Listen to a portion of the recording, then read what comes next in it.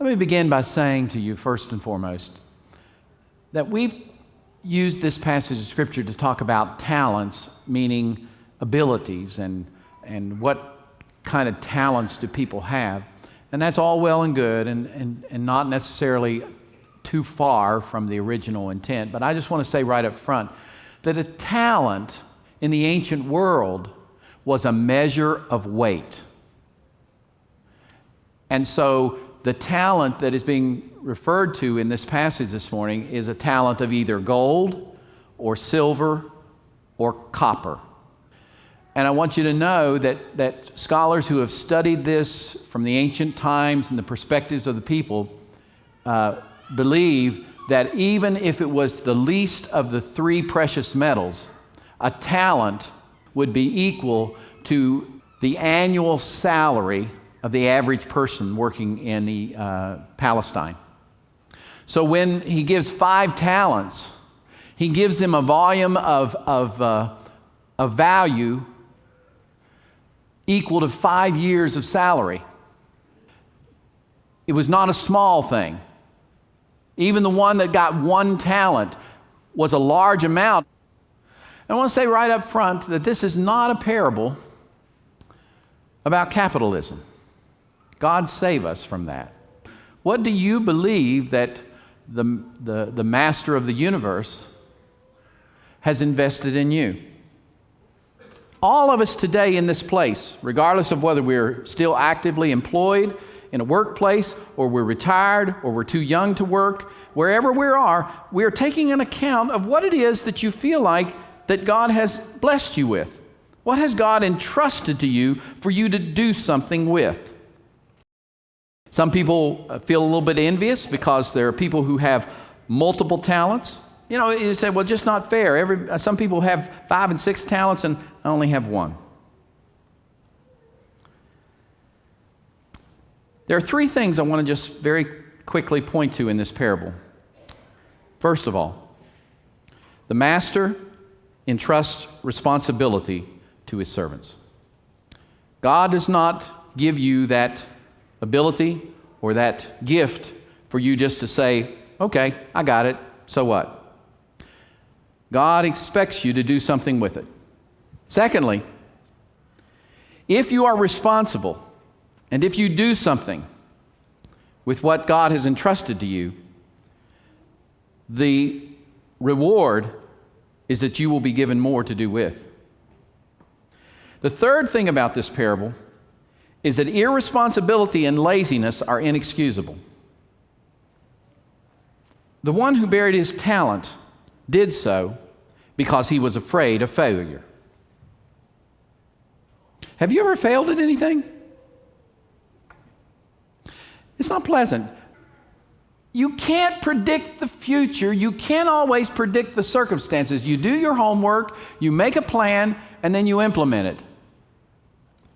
I know that in my lifetime there have been many things that I have failed at. And if I stopped trying the first time I failed, I wouldn't be here today. And my word to you from God's parable this morning is, don't sit around and fold your arms and give up. Keep trying. The one who failed, it did not matter what reality truly was. It mattered to him how he saw it. And so I've come now to my sermon title. Because this parable, as much as I've said to this point, is not so much about money, and it's not even so much about your talents. It's about how the 1-talent servant perceived the master. He said, I perceived that you were harsh, reaping where you had not spread seed. And I was afraid, and so I dug a hole and hid your money. Listen carefully to what Thomas Long says about this. Everything in this story leads us to see the master as an extraordinary, trusting, welcoming, and generous, benevolent master. And that's the way the narrator of the parable presents him, and that's the way the first 2 servants saw him. Otherwise, they would not have been free to take a risk and to act, and that is why their master was pleased with their results. The 1-talent servant has badly misjudged his master and distorted his master as a tough, uncaring tyrant and foolishly acted so accordingly. He is so afraid of this terrible master that the only choice left to him is to shove the talent back in his master's face the minute he shows up for accountability. In Matthew's vocabulary, in Matthew chapter 6, verse 22, he would say of this one-talent servant, he has an evil eye, and everything he sees in the world is dark. I am so sad to tell you today that over the course of 37 years of pastoral ministry, I have met way too many people whose lives have been screwed up because a preacher or a parent or a Sunday school teacher or a friend has led them down the wrong road of understanding what God is truly like. And Pastor Matt will testify to that as well. Your perception of God, your perception of the Master, greatly affects how you live out your life. The one-talent servant didn't even do the least with what God had entrusted with him. My friends, don't believe in the God that some snake oil Christians want you to believe in.